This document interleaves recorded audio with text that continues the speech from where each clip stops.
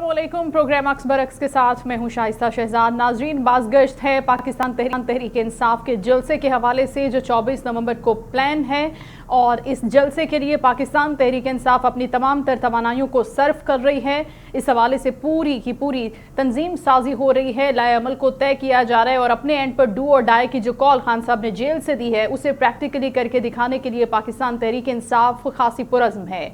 जो कारकुन है वो भी तैयारी करते हुए नजर आ रहे हैं। दूसरी जानिब बुशरा बीबी की जानिब से जो अहकाम दिए गए हैं उनको भी फॉलो करने की कोशिश की जा रही है।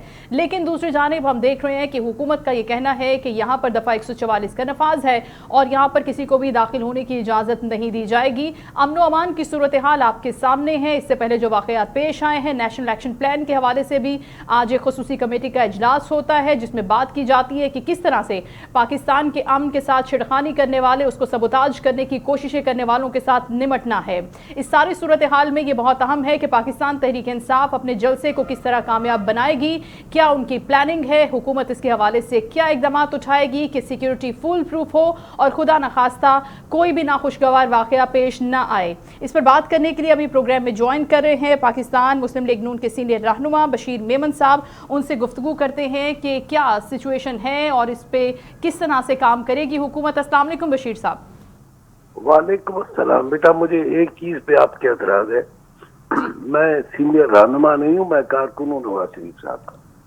Sir thank you so much sir for your time. Nawaz का कारकुन हूँ बेटा।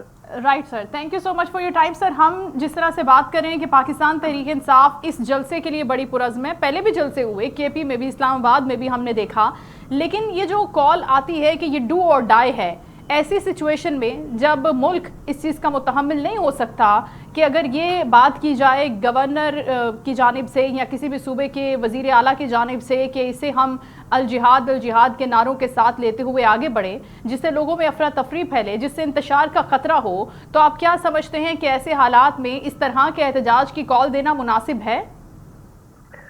बेटा, मुनासिब नहीं है, मुल्क दुश्मनी है और हमारी जो इकॉनमी है वो बेहतर हो रही है जी, महंगाई कम हो रही है, कोई जो हमारी जो इंटरेस्ट रेट कम हुए, पॉलिसी इनकम जो हमारे जो बेहतर हो रहे हैं, जो हमारे दिन ब दिन हमारे अहदाफ जो है इकॉनमी के बेहतर हो रहे हैं जी, तो उनको शायद इस चीज पर एतराज है कि पाकिस्तान ठीक हो रहा है।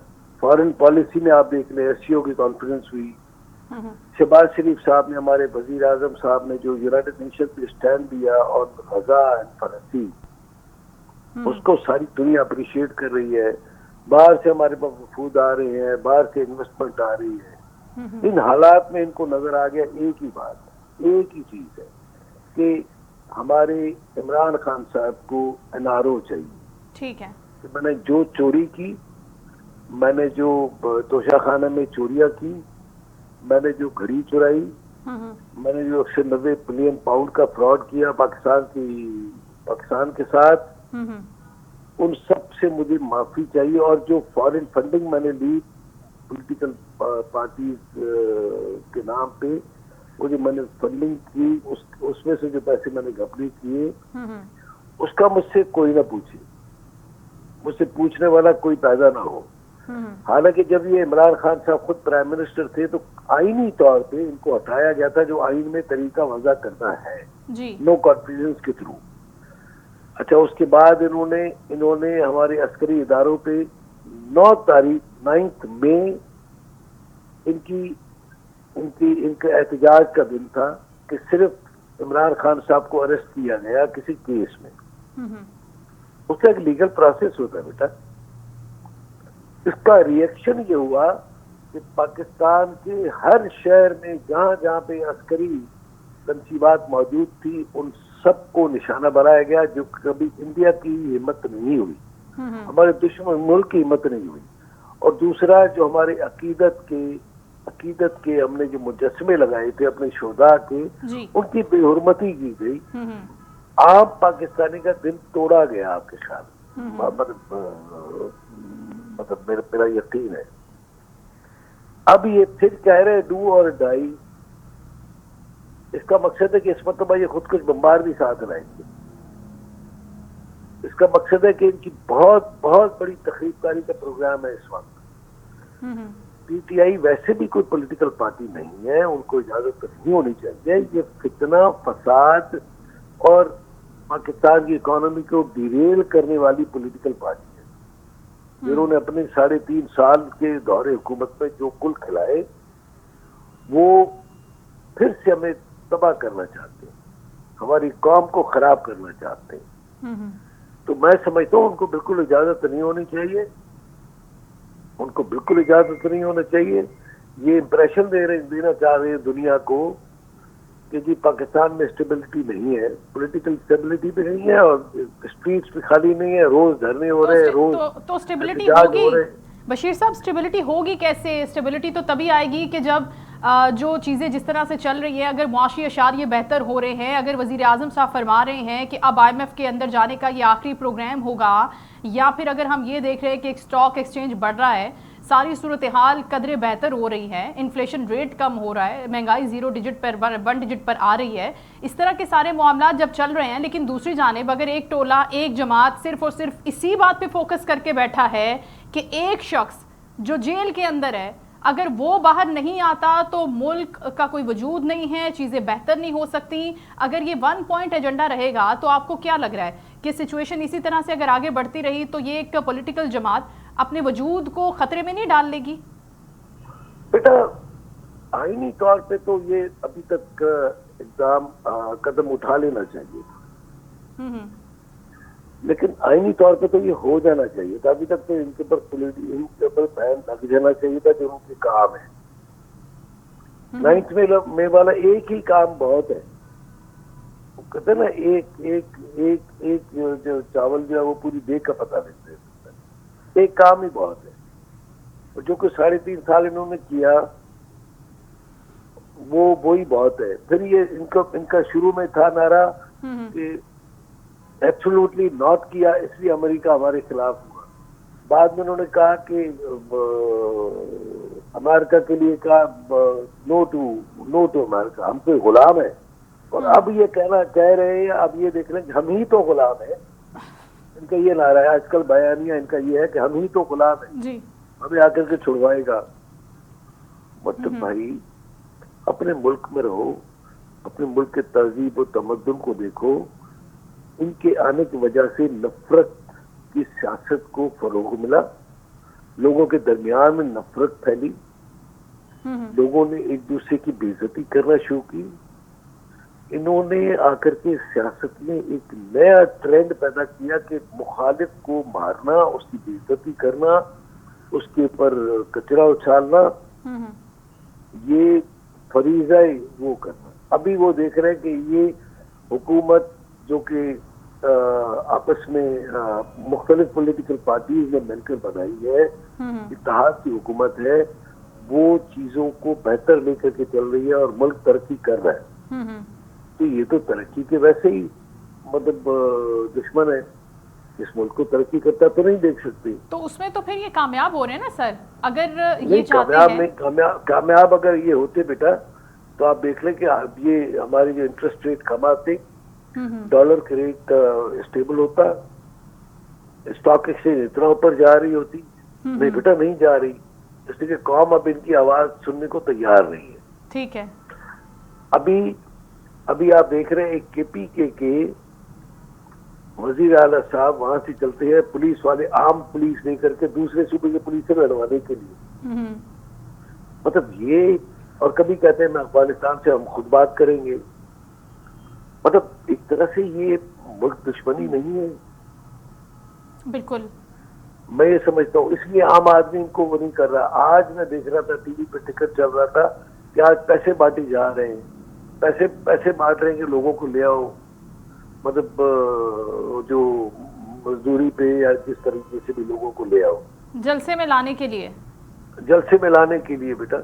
ठीक है, लेकिन बशीर साहब अब ये भी तो इत्तलात हैं कि खान साहब ये फरमा रहे हैं जेल से कि किसी छोटे मोटे बंदे से बात नहीं करनी, अगर मुज़ाकरात होते भी हैं तो जिनके पास पावर है सिर्फ और सिर्फ उनसे ही मुज़ाकरात होंगे। और दूसरी जानिब ये भी खबर सरफेस कर रही है, अगर आप इसकी कंफर्मेशन करें किसी भी अपने सोर्स के थ्रू, कि कुछ एक वफ्द है जिसने मुलाकात की भी है, जिससे मुज़ाकरात हुए भी हैं, और इस बात के भी चांसेस है कि अगर वो कामयाब ठहरती है आगे जाकर तो फिर ये 24 नवंबर का जो जलसे का प्लान है, जो एहतजाज की पॉलिसी बन रही है, उसको भी डिसॉल्व कर दिया जाए, मुलतवी हो जाए जलसा। बेटा बात यह है कि मुस्लिम लीग नवाज ने तो हमेशा दरवाजे खुले रखे मुज़ाकरात के लिए, मुज़ाकरात के लिए दरवाजे खुले रखे हैं। तो इनको किसे मना किया? वो खुद नहीं आ रहे। वो तो फलस्तीन के ऊपर जो कॉन्फ्रेंस थी उसका बाइकआउट किया उन्होंने जी, इसराइल के साथ खड़े हो गए। फलस्तीन जैसे इशू के ऊपर गजा में जो कुछ हो रहा है, ऑल पार्टीज कॉन्फ्रेंस का इन्होंने उसका भी बाइकआउट किया था। तो आपको नहीं लग रहा कि इनका एजेंडा ही कुछ और है? बिल्कुल ठीक है, पसंद ही कुछ और है और ये चाहते ही कुछ और है।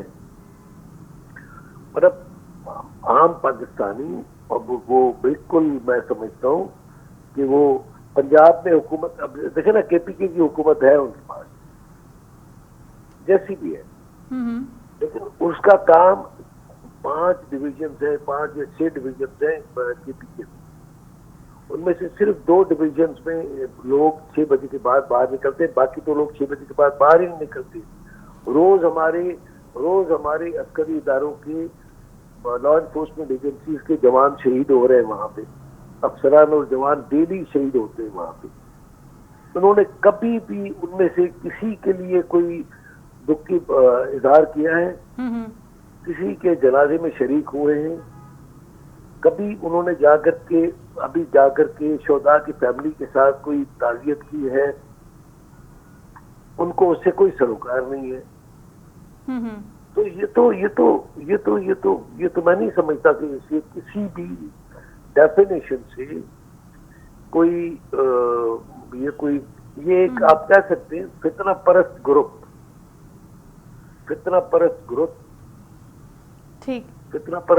आप कह सकते हैं। उनको पॉलिटिकल पार्टी तो नहीं कह सकते।